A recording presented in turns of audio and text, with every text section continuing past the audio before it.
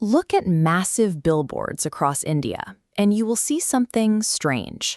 Some of the most recognizable faces in the world, like Shah Rukh Khan, staring down at you, seemingly pitching tiny packets of cardamom.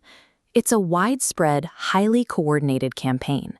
Huge celebrities, from Ajay Devgan to major international stars, are plastered on storefronts and prime-time television slots, all endorsing these cheap, everyday mouth fresheners.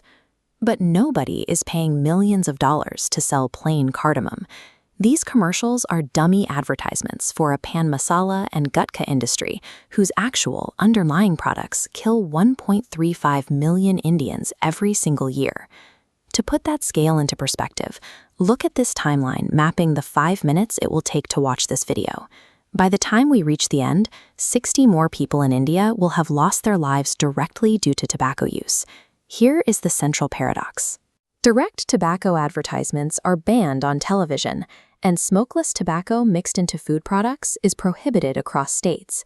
Yet, despite those laws, 199 million Indians consume it every single day.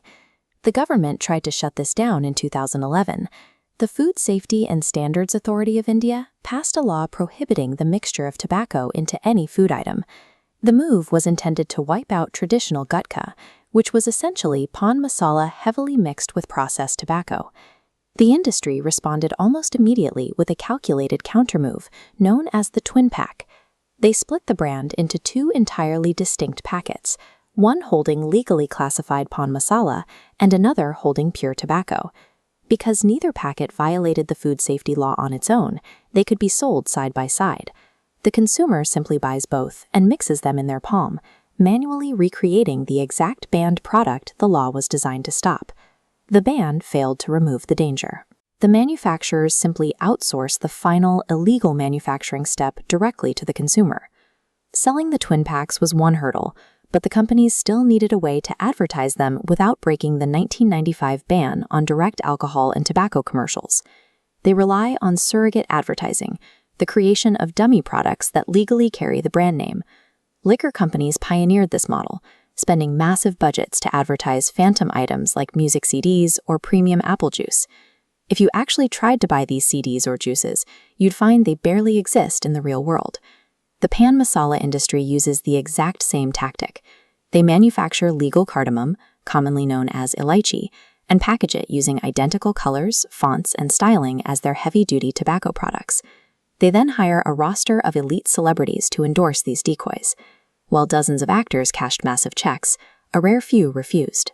Sachin Tendulkar famously rejected a lucrative offer, refusing to associate his image with a surrogate brand. These dummy products act as Trojan horses.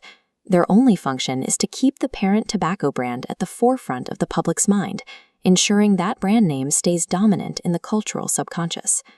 If you look past the million-dollar marketing campaigns and examine the physical product itself, an obvious question arises. How can these companies profitably manufacture and distribute millions of packets for as little as 2 rupees each? The math only works because they aren't using the premium ingredients they advertise. Genuine saffron and high-quality cardamom are incredibly expensive. Instead, laboratory tests on seized shipments regularly find cheap industrial substitutes like magnesium carbonate. These are non-fruit-grade chemicals, primarily imported from China, that were never meant for human consumption. To guarantee the customer keeps buying these 2 rupee packets, the chemical powder is often laced with unlisted nicotine, driving severe addiction while maintaining the flavor profile. But there is a much darker biological strategy built into this chemical cocktail. When consumed, the mixture acts as a powerful appetite suppressant, numbing the stomach and eliminating the physical sensation of hunger. This biological effect targets the industry's core demographic. Poor, daily wage laborers working grueling 12-hour shifts in extreme heat use these packets to endure heavy physical exertion when they cannot afford regular meals or breaks. The 2 rupee price tag serves as a weaponized feature, ensuring that India's most economically vulnerable workforce remains chemically hooked, numb to their exhaustion, and fully dependent on the product to get through the day. When confronted with the human toll, the industry and its political allies fall back on a single defense. They claim these companies are vital pillars of the Indian economy, generating billions in necessary tax revenue. Look at this chart displaying annual tax revenue. The data shows that the broader tobacco industry generates a massive sum, roughly 53,750 crore rupees in tax revenue every year. But that number is eclipsed by the hidden healthcare costs. The government actually spends an estimated 2 lakh crore rupees, about 1.4% of the entire national GDP, treating oral cancer and other severe diseases caused directly by these products.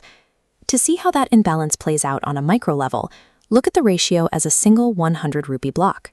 For every 100 rupees the Indian economy earns in tobacco tax, it immediately spends 86 rupees purely on healthcare to treat the people poisoned by the product. The industry functions as a catastrophic financial drain, consuming 86% of the tax revenue it generates just to treat the resulting healthcare crisis. Which brings us to the final structural question. If the pan masala and gutka market drains the national economy and kills millions, why won't the government simply close the loopholes and enforce a total ban? The answer is found in the Corporate Shareholder Registry. Look at this pie chart breaking down the ownership of ITC, India's largest tobacco company. The government itself holds a 33.19% ownership stake in the corporation. The government functions as a direct stakeholder in the trade. State-owned entities like the Life Insurance Corporation of India have historically pumped thousands of crores into these companies to generate profit off the very sales making people sick, and the money cycles right back into the political system. Top tobacco and pan masala conglomerates regularly funnel tens of crores in direct corporate donations to major political parties across the entire political spectrum. The pan masala industry functions as an engineered system designed to legally transfer wealth and health from India's poorest laborers directly into the pockets of celebrities, politicians, and the state itself.